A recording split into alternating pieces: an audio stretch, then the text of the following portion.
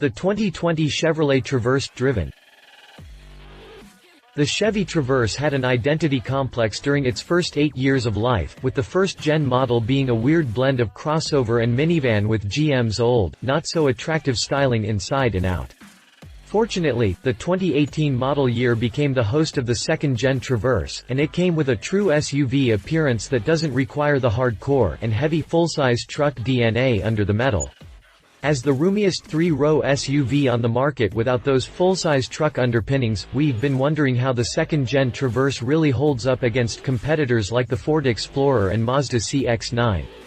Finally, after 2 years on the market, we finally got the chance to get behind the wheel to find out for ourselves. This is our experience with the 2020 Chevy Traverse. Chevy Traverse exterior design. The original Chevy Traverse was just downright ugly.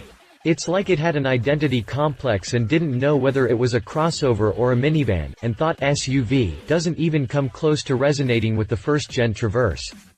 It was seriously more like the failed Chevy Uplander van than it was a true utility vehicle. And, did I mention that it was ugly?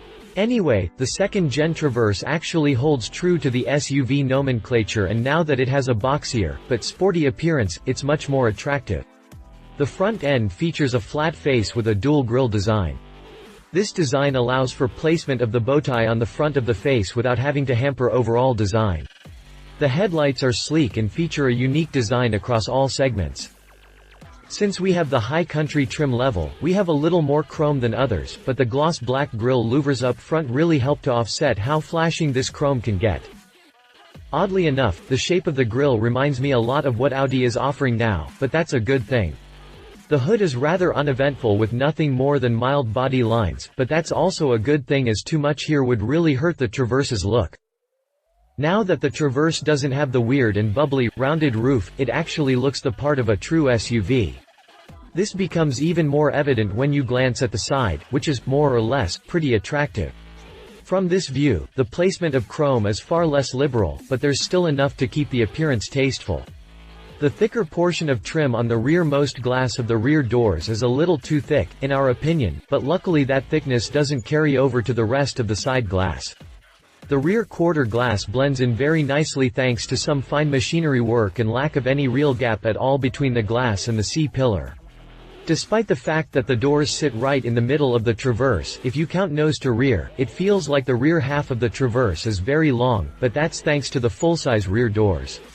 The rear end has a rather long overhang, but you should be thankful, as that makes for more cargo room and that third row of seats. The rear end of the Traverse evokes the traditional and boxy SUV appearance, but it does so with only minor touches of aggressiveness or sportiness. The taillights are big and bulky, while the matrix inside helps them appear smaller than they are. A single chrome strip adorns the rear hatch and the rear fascia, while a flat black trim piece fills in the bottom of the rear fascia and accommodates the rectangular exhaust outlets. The darkly tinted rear quarter glass and hatch glass almost appear to be one piece thanks to that matching, gloss black pillar on each side of the hatch. That same trim piece connects to the bottom of the overhang and does give the rear of the Traverse a more elegant look. Overall, we're completely pleased with the design. To read the full article, check the link in the description. If you liked this video, please share your thoughts in the comments below and don't forget to hit the subscribe button.